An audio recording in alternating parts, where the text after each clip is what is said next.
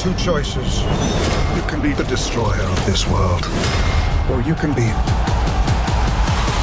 its savior. At the end of DC's new anti-hero movie, Black Adam, there is a mid-credits scene, as is to be expected with modern superhero movies. This one is a doozy, and is sure to excite fans of a certain DC icon. So we're going to detail what happens in the scene and explain how it impacts the future of the DCEU.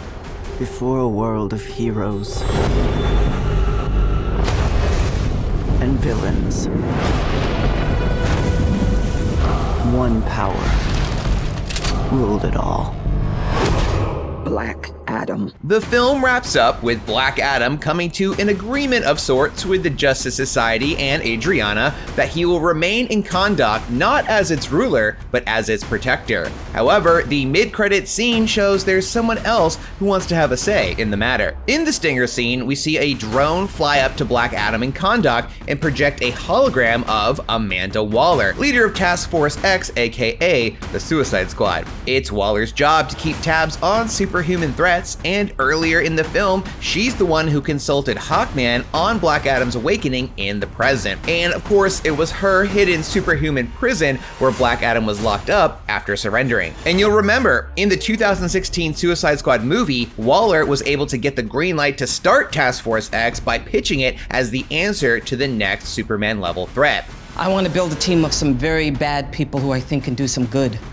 Like fight the next war, defeat the next Superman. Well, now that threat has arrived, and its name is Black Adam. Over the course of the film, Black Adam proved without a doubt that he is a being of considerable destructive power, but one with a soft spot for his home country and its people. So, Waller uses that to her advantage. She dictates terms to Black Adam, giving him free reign over his homeland, but warns that he is never to go past Kahndaq's borders, or else. To back up her words, she threatens that, if she has to, she'll call in a favor to have him dealt with by someone on his power level. Naturally, Black Adam isn't the least bit intimidated, and he responds by saying there is no one else on his power level, and he destroys the drone in a smoky explosion, ending the conversation. But that's not the end of the scene. A figure descends from the sky, lands in the smoke cloud, and out of the haze walks none other than Henry Cavill's Superman. Clearly, Waller knew that Black Adam wouldn't respond well to her terms and already had Superman on standby. Why the Man of Steel owes Waller a favor is a question for another time. Superman approaches Black Adam and mentions how he can't remember the last time the planet got so nervous about the arrival of a super being, and that they need to talk.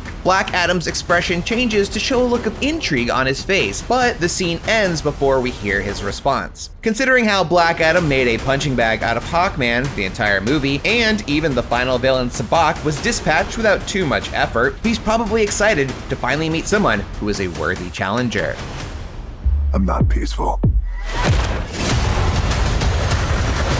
Nor do I surrender. Now, this cameo won't be a surprise to anyone who has been paying attention to Johnson's promotion of the film leading up to release, where he all but confirms a setup for a brawl between Black Adam and Superman. In fact, years ago, Johnson commissioned a piece of art by Boss Logic showing Black Adam battling with Superman. So this is something he's been working towards for a long time, and now it seems it may actually become a reality. As for when and where we'll get to see this Black Adam versus Superman fight, that's currently unknown. The most natural place for it to occur would seemingly be Black Adam 2, but a sequel has yet to be announced. A recent article from The Hollywood Reporter said that the studio is actively developing a Man of Steel sequel starring Henry Cavill, so perhaps Black Adam will be the villain of that picture. The future of the DCEU is murky at best, with no clear roadmap and big shakeups happening at a moment's notice. RIP. Batgirl. So we'll just have to wait and see when these two titans will eventually clash. Curiously, the Black Adam film doesn't explicitly acknowledge that the character is linked to Zachary Levi's Shazam, aside from showing that they both got their powers from the Wizard at the Rock of Eternity. That's an odd choice given Black Adam has long been Shazam's nemesis in the comics, not to mention they have a shared origin in powers. Certainly, we would expect Waller and the Justice Society to be aware of Shazam after after the events of his 2019 film, so it's strange that they don't turn to him and instead Waller chose Superman to confront Black Adam. That may end up backfiring because in the comics, Superman is just as weak to magic as he is kryptonite. Even more curious is the fact that Black Adam and Superman have only fought a handful of times in the comics,